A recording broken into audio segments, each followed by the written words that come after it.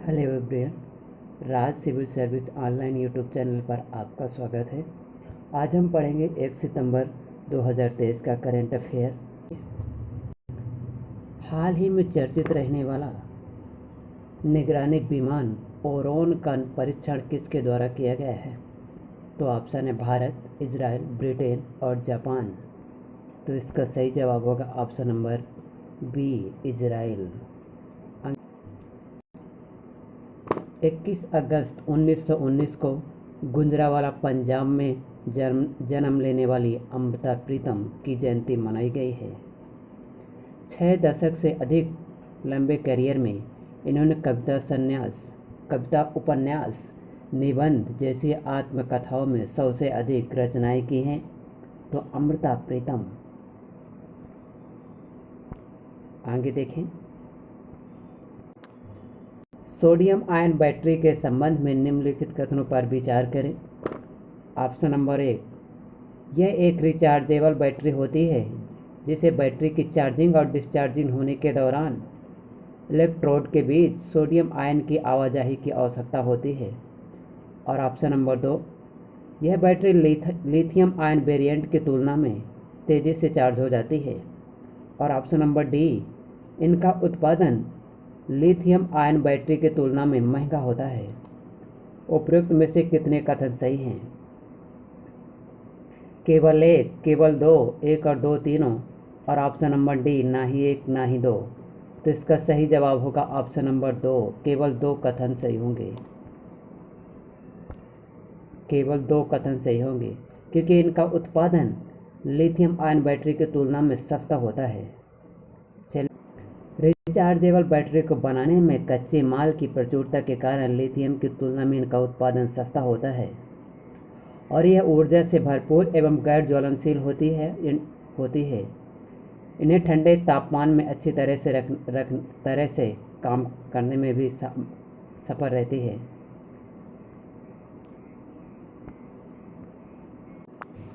Singapore के संदर्भ में निम्नलिखित कथनों पर विचार कीजिए। यह मलाया प्रायद्वीप के दक्षिण सिरे पर स्थित है। यह भूमध्य रेखा से लगभग 85 मील दक्षिण स्थित है। उपरोक्त में से कौन से कथन सही हैं? केवल एक, केवल दो, एक और दो दोनों। और ऑप्शन नंबर डी, ना ही एक ना ही दो। तो इसका सही जवाब होगा ऑप्शन नंबर 1, केवल बी कथन सही है क्योंकि पहला वाला गलत है। यह मलाया प्रायद्वीप के दक्षिण में स्थित है, वो सही है। सॉरी, इसमें केवल ए वाला सही होगा क्योंकि यह भूमध्य रेखा से लगभग 85 मील उत्तर में अवस्थित है और जिस चैनल से यह अलग होता है मलाया प्रायद्वीप से, उसे जोहोर चैनल बोलते हैं। जोहोर चैनल बोलते हैं। जोहोर चैनल कहलाता है। आगे देखें, सिंगापुर मलाया प्रायद्वीप के दक्षिण सिरे पर भूमध्य रेखा से लगभग 85 मील उत्तर में स्थित है।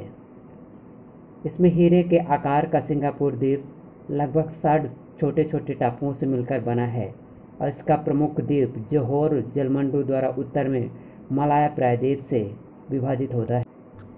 हाल ही में चर्चित में रहने वाला व्योम मित्र किससे संबंधित है? तो इसका सही जवाब होगा ऑप्शन नंबर ए, एक ह्यूमनॉइड रोबोट है। ये एक अर्धमानव ह्यूमनॉइड रोबोट है क्योंकि इसका जो भाग है तो केवल इतना बनाया गया है। इसके पैर नहीं है दोस्त, पैर नहीं है। और जो भारत का गगनयान है, गगनयान के पहले चरण में लियो अर्थ में इसको स्थापित किया जाएगा 400 किलोमीटर की ऊंचाई में। व्योममित्र, अगर जब देखा जाए तो व्योममित्र भारत सरकार के द्वारा या भारत के द्वारा आर्टिफिशियल इंटेलिजेंस के संबंध में किए गए प्रयासों के भी एक परिणाम है। यदि इसमें अगर जब देखें कि एआई में जब रहता कि एआई के जनक जॉन मैकार्थी रहते हैं, लेकिन इसके जो कंपोनेंट होते हैं तो इसके 4 कंपोनेंट होते हैं। पहला कंपोनेंट हो जाएगा, इसको जो एआई के जो घटक होते हैं तो 4 घटक हो जाते हैं। पहला हो जाता है हार्डवेयर, और दूसरा हो जाता है प्रोग्रामिंग लैंग्वेज। अगला घटक हो जाता है नॉलेज रिप्रेजेंटेटिव, और चौथे नंबर का जो घटक हो जाता है तो उसको बोलते हैं कंट्रोल स्ट्रेटजी। तो इसमें हो जाएगा, एक हो जाएगा हार्डवेयर, और एक में हो जाएगा कंट्रोल स्ट्रेटजी, और एक में हो जाएगा नॉलेज रिप्रेजेंटेटिव, और जो चौथा नंबर का हो जाएगा उसके बोलते हैं लैंग्वेज, प्रोग्रामिंग लैंग्वेज में देखेंगे तो लिस्प। देखिए इसमें जो प्रोग्रामिंग लैंग्वेज रहती हैं तो इसमें हो जाएगा लिस्प, दूसरा हो जाएगा प्रोलॉग, और तीसरा हो जाएगा पाइथन। चलिए आगे देखें। चंद्रयान की सफलता के बाद अब इसरो के द्वारा स्पेस में महिला रोबोट को भेजने की तैयारी कर रहा है। इसरो का लक्ष्य गगनयान मिशन से पहले व्योममित्र नामक महिला रोबोट को अंतरिक्ष में भेजना है। व्योममित्र का अगर आप शाब्दिक अर्थ देखेंगे तो इसका अर्थ होता है अंतरिक्ष का मित्र। स्पेस, व्योम का मतलब कल्चर शब्द होता है संस्कृत भाषा में मित्र, स्पेस, और मित्र मतलब मित्र। ये जो रहती ये है, अच्छी लग रही है ना, तो इनको पहले लियो की कक्षा में भेजेंगे। खैर आगे देखें। हाल में चर्चित में रहने वाला कुंभलगढ़ वन्यजीव अभ्यारण्य किस राज्य में अवस्थित है? तो इसका सही जवाब होगा ऑप्शन नंबर बी, राजस्थान में। वर्तमान में देखे जाए तो भारत में अगर आप जब देखेंगे तो 55 नेशनल पार्क हो गए हैं। इन्हीं नेशनल पार्क में कुंभलगढ़ वन्यजीव अभ्यारण्य भी शामिल हो गया है। तो हाल में पहले 53 थे, 53 में 2 ठे राजस्थान में घोषणा कर दिए हैं डिक्लेरेशन। तो वर्तमान में 55 नेशनल पार्क हो गए हैं। दुनिया के पहले इलेक्ट्रॉनिक फ्लेक्स फ्यूल व्हीकल के संबंध में निम्नलिखित कथनों पर विचार कीजिए। इसका निर्माण भारत और जर्मनी के सहयोग से किया जा रहा है। और ऑप्शन नंबर बी, यह बिजली और गैसोलीन के संयोजन से चलाया जाएगा। उपरोक्त में से कौन से कथन सही हैं? केवल एक, केवल दो, एक और दो दोनों। और ऑप्शन नंबर डी, ना ही एक ना ही दो। तो इसका सही जवाब होगा ऑप्शन नंबर डी, ना तो एक ना ही दो, क्योंकि इसका जो निर्माण किया जा रहा है तो भारत के द्वारा किया जा रहा है।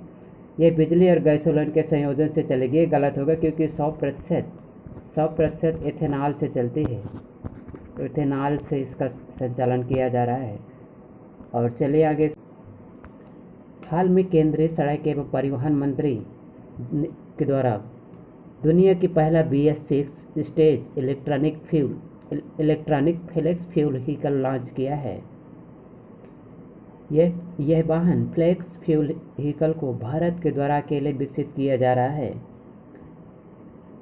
और यह वाहन टोयोटा कंपनी की इनोवा कार है, जो कि 100% इथेनॉल पर आधारित है। यह इथेनॉल से चलेगी।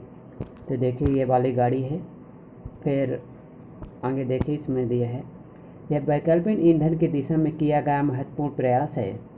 यह नई कार का 40% बिजली भी पैदा करेगी, जिससे इथेनॉल की प्रभावी कीमत में कमी आ सकती है। बता दें कि फ्लेक्स फ्यूल व्हीकल ऐसे वाहन होते हैं जो फ्लेक्स फ्यूल पर चलने में सक्षम होते हैं। फ्लेक्सिस फ्यूल पर चलने। खैर आगे देखें। हॉर्न ऑफ अफ्रीका के संबंध में निम्नलिखित कथनों पर विचार कीजिए। ऑप्शन नंबर 1, यह अफ्रीका के पूर्वी भाग में स्थित है। ऑप्शन नंबर 2, इसमें सोमालिया, इथियोपिया और जिबूती जैसे देश शामिल हैं। उपरोक्त में से कौन से कथन सही हैं? केवल एक, केवल दो, एक और दो दोनों। तो इसका सही जवाब होगा ऑप्शन नंबर सी। आगे देखें। हॉर्न ऑफ अफ्रीका के संबंध में देखिए कि इसकी सींग जैसी आकृति होने के कारण इसे हॉर्न ऑफ अफ्रीका की संज्ञा दी गई है। इसमें इथियोपिया, इरिट्रिया, सोमालिया और जिबूती जैसे देश शामिल हैं। परंतु यदि इसकी व्यापक परिभाषा में देखें तो केन्या, सूडान, दक्षिण सूडान, युगांडा के कुछ हिस्सों को भी इसमें शामिल किया जाता है। अगर आप जब देखेंगे तो ये वाले एरिया में ये है हॉर्न ऑफ अफ्रीका। हाल में एक पूर्वानुमान के अंतर्गत जानकारी में संवाददाताओं के द्वारा बताया गया है अक्टूबर से दिसंबर तक 2023 में हॉर्न ऑफ अफ्रीका में भारी वर्षा होने का अनुमान बताया गया है। ध्यातव्य है कि हॉर्न ऑफ अफ्रीका अफ्रीकी मुख्य भूमि से के सुदूर पूर्वी छोर पर अवस्थित विश्व का चौथा बड़ा सबसे बड़े प्रायद्वीपों में से एक है। कुंभलगढ़ वन्यजीव अभयारण्य राजस्थान में अवस्थित है, एक संरक्षित क्षेत्र है। अगर आप जब देखेंगे अरावली पर्वत श्रृंखला के किनारे पर स्थित भील और गरासिया जैसी खानाबदोश चारवाह जनजाति यहाँ निवास करती हैं। लेकिन अगर आप यहाँ का परिदृश्य देखेंगे तो कितना अच्छा लगता है ना, पहाड़ के ऊपर से जाने में। पहाड़ से ऊपर से देखें तो नीचे को देखने में मेड़ी हो जाती है, बिल्कुल तराई वाले, यहाँ जो पत्थर वाला एरिया हो जाता। तो ये वाला पत्थर वाला एरिया हो गया। तो यहाँ से जैसे जब पत्थर वाले एरिया हो जाएगा यहाँ से, तो यहाँ से अगर जो कोई इंसान अगर देखेगा तो नीचे एकदम धुआं धुआं दिखेगा, धुआं धुआं।